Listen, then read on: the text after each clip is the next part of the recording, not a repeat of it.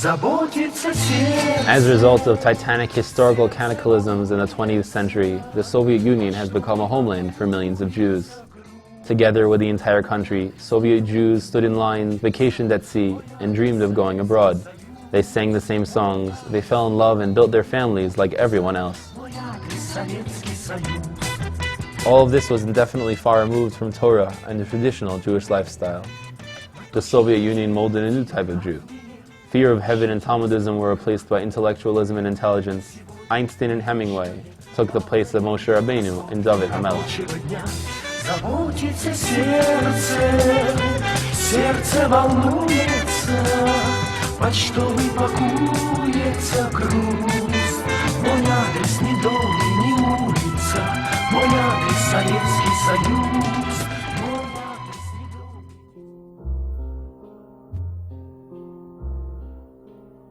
Vlad was born from a typical Jewish family of Soviet engineers. Unfortunately, it is just as typical that he learned of his Jewry in a completely random way.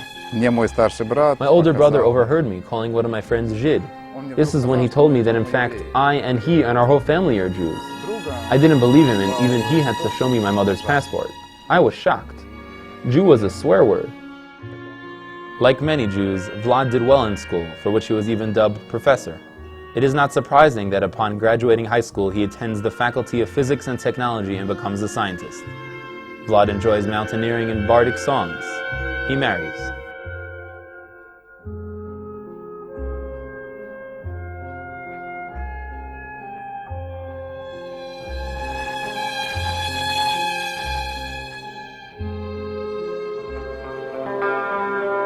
In the aftermath of Perestroika, various kinds of spiritual practices came into fashion in the Soviet Union. Mysterious gurus gathered millions in front of the television screens. Buddhist monks wandered around the streets of Moscow. A plethora of sects gained popularity across the country. Tired of many years of atheist hegemony, the Soviet people eagerly threw themselves onto spirituality of any kind. It started with climbing some mountaintops. I was a Buddhist, a yogi. I was into Eastern meditation. It was a need of the soul of some kind. As to Judaism, then I hadn't heard anything about it. In the 90s, Vlad leads a science project in one of the prestigious academic institutions in Ukraine. But at one point, his life takes a drastic turn. First the divorce from his wife, then an unexpected invitation to continue his research in the Hebrew University of Jerusalem. Vlad decides to open up a new page and makes Aliyah. Vlad's Aliyah, of course, cannot be considered typical. Straight upon his arrival, he was provided with living quarters at the university. And more importantly, an interesting and prestigious position awaited him. All this notwithstanding, Vlad was quite likely to go through the same experience as many new arrivals to the Holy Land, dealing with everyday mental difficulties, the desperate struggle for sustenance, and as a result, a complete immersion in materialism. The needs of the soul usually take a back seat in such circumstances. But one day, a strange-looking person came to our ulpan in a suit and hat, who noticed me from the first day. "Excuse me, are you Jewish?" he said. I was even a little angry at this question, and then he right away invites me to his home for the coming Shabbos. This is how I saw Shabbos for the first time in my life. I saw what it means, a real Jewish family, a real harmony. To say that I liked it is to say nothing. The man who invited Vlad for Shabbos was the future founder and director of Toldos Yeshurun, Avraham Cohen. His house, where Vlad was now a frequent visitor, was the location of the first regular classes of Rav Asher Kushnir, which is how the large network of Russian-speaking Kol Limit communities Toldos Yeshurun began. Once we were learning Talmud and it mentioned something about a bris. I blurted out, "A bris? What's that for?" My teacher answered that without a bris, one cannot learn Talmud properly. Before I could even say anything, someone took me to Avraham Cohen, who dragged me to Rav Zilber straight away. "Rav Yitzchak, someone here wants to have a bris." "Who? Me?" I protested. "Actually, I am still..." But Rav Yitzchak was already on the phone with a moh. He knew to arrange the bris. On the very next day, I became Yosef.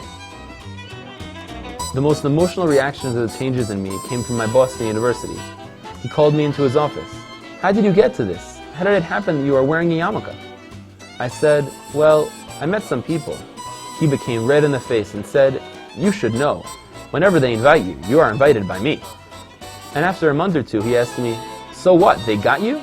You're still going to them?" I said, "Yes, this is my people. This is my faith." Yosef did not intend to leave his work in the university. He harmoniously combines daily Torah learning with science.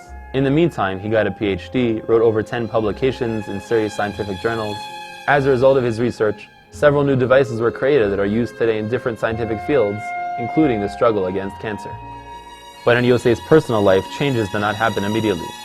Yosef was too disappointed by his previous marriage, and it was impossible to even talk to him about building a new family. This is when Toldus Yeshurin stepped in once again. One day Avram Cohen told me, "Listen, I have an offer for you, but promise me that you'll meet her at least twice." Well, and so we met.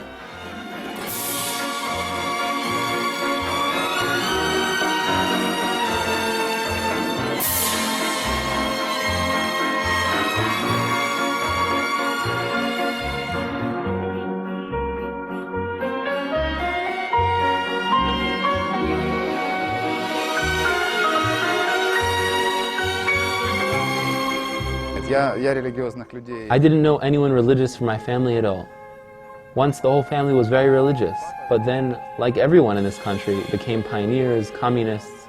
Only here in Israel did distant relatives who had immigrated to America before the revolution find me through the internet. It was they who told me the story of my family. It turns out that we are Leviim, and there were even big rabbis in the family. And so now, when I'm called up to the Torah, they say, Ya'amod Yosef ben Gershon Halevi.